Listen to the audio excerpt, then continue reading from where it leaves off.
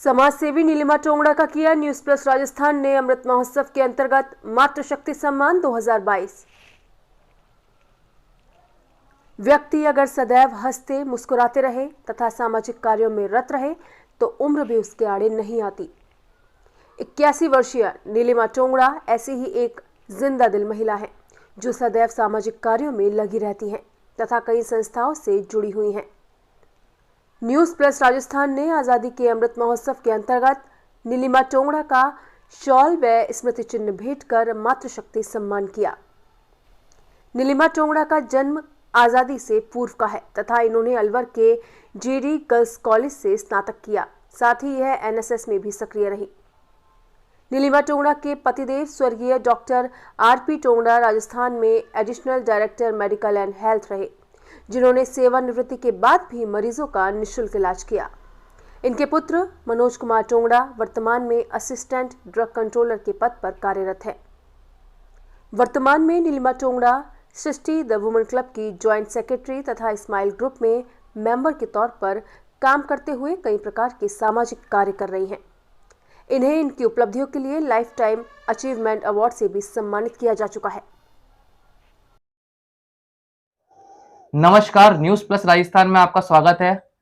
आपको पता है हम आजादी का अमृत महोत्सव मना रहे हैं और इस कड़ी में हम लोग हर मंथ किसी ना किसी 75 प्लस जो डिजर्विंग लोग इनको सम्मान करते हैं और आज हम पहली बार मातृशक्ति सम्मान करने पहुंचे हैं मॉडल टाउन में।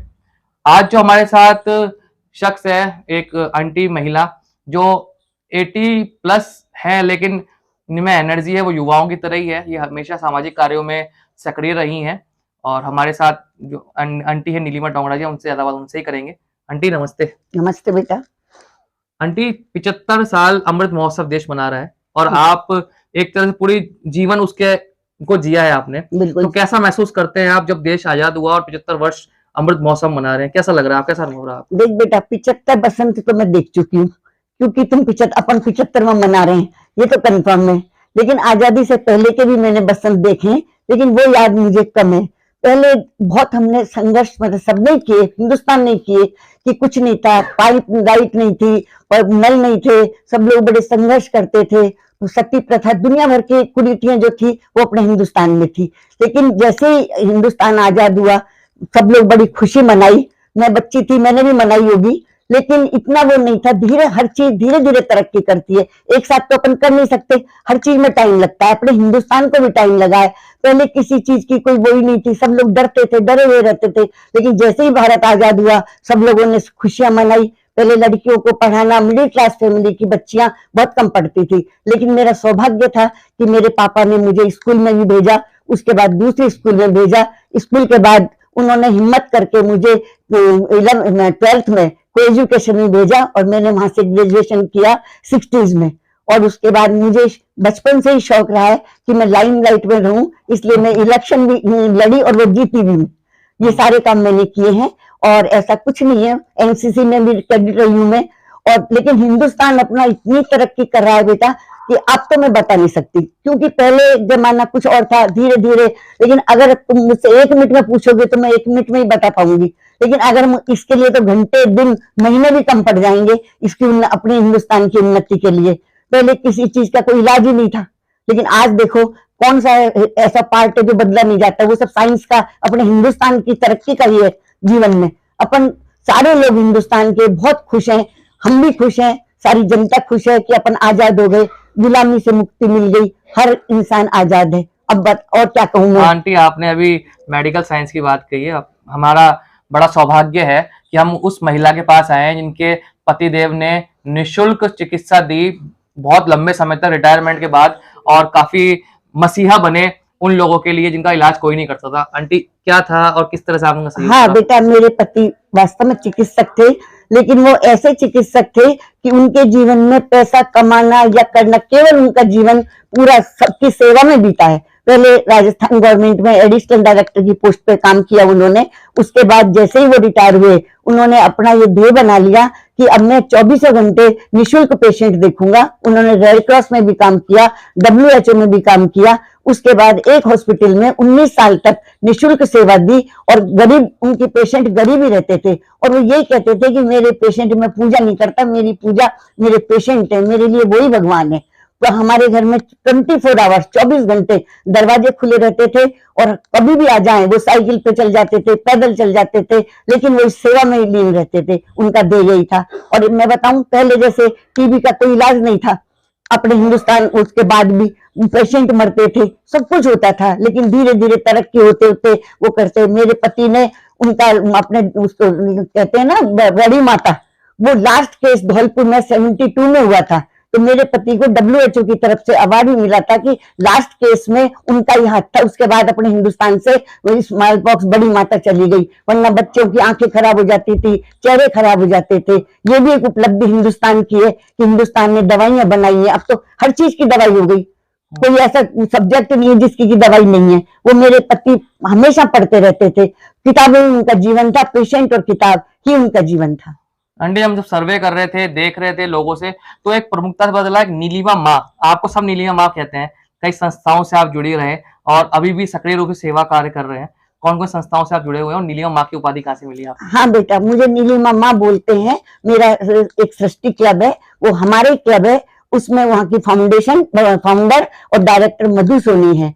उन्होंने मुझको माँ बोला। वैसे सभी लोग अब मुझे माँ के नाम से ही सब लोग जानते हैं, उसमें हम बहुत काम करते हैं। अभी भी हम जाएंगे, बच्चों को स्कूल में बस्ता दे के आएंगे, स्वेटर दे के आएंगे, और हम लोग सर्दियों में रात को निकलते हैं गाड़ी लेके, तो जो निरुद्ध होते सड़क पे सोते रहते हैं, हमारा क्लब उनको चद्दर मतलब कम्बल उड़ाता है, रजाई उड़ाता है। हम ये सेवा के कार्य हमारा सृष्टि क्लब बहुत करे, और मैं उम्मीद करती हूँ, मैं वहाँ की ज्वाइंट सेक्रेटरी हूँ, और हम आगे से आगे बढ़ने की कोई नल लगवाते हैं, हम वाटर कूलर लगवाते हैं। एक दूसरा है मेरा इस्माइल, उससे भी मैं जुड़ी हुई हूँ। उसमें हमने स्कूल में टीचर्स रख रखी है, गरीब स्कूल में, वो पढ़ाती हैं, कढ़ाई सिलाई बुनाई उनको सिखाती है, और हमारा क्लब वो उनको तनख्वाह पे करता है औरतों को, और बच्चियां आगे बढ़ती हैं, सीखती हैं, आत्मनिर्भर बनती हैं इस्माइल क्लब में।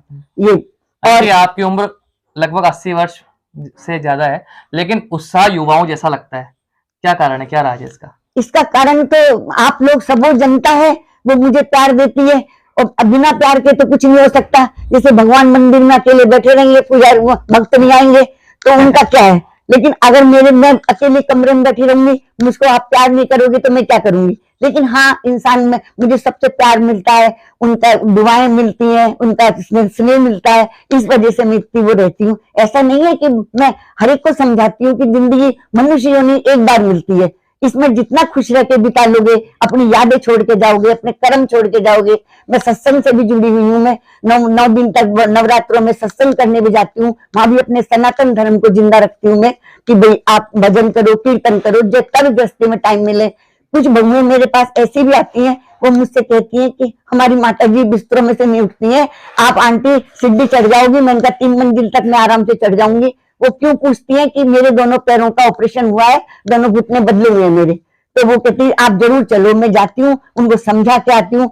समझे ना समझे उनके विल पावर के ऊपर है, लेकिन आप विल पावर अच्छी रखोगे और आगे की तरफ चलोगे, पीछे मुड़ के मत देखो पीछे क्या हुआ, आगे देखो कि आगे अपन को क्या करना है। और आप सब लोग आज आप आयो, आपका शुभकामनाएं मुझे मिली है, सारी चीज मिली है, तो मेरे को तो बहुत ज्यादा खुशी हो रही है कि आज मुझे आप लोगों ने इस लायक समझा कि आप मेरे पास आयो।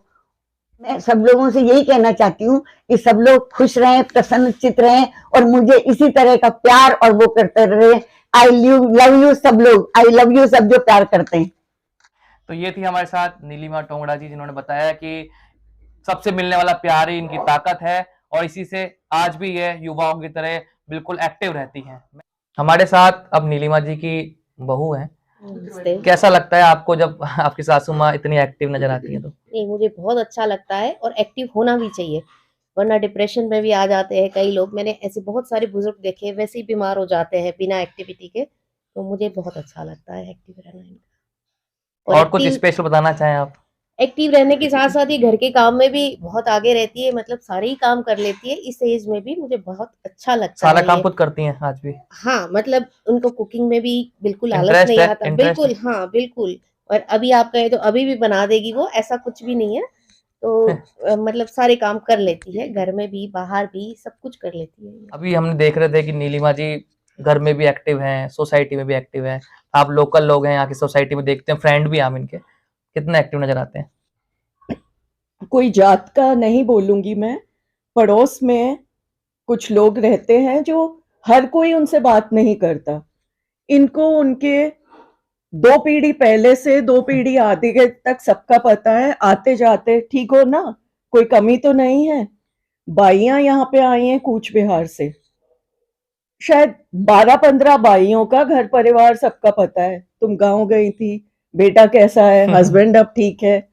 तो इस तरह से सबके बारे में सोचना वो हर कोई नहीं कर सकता। हम अपने घर के बाहर तो अपना घर और बाहर सफाई करते हैं, इनका ये रहता है वो वहां भी सफाई नहीं है, मैं बुलवा के करवाती हूँ। मतलब तो सोशली बहुत एक्टिव है। सोशली एक्टिव है, हर किसी का सोचना वो सबके बस की बात नहीं होती। आज के जमाने में अपने परिवार का भी नहीं, सिर्फ अपना ही सोचते हैं। तो वो जो सबका साथ सबका विश्वास है, वो इनकी मान्यता है, तो जिस वजह से आज जिस जगह पर पहुंची है वहां है।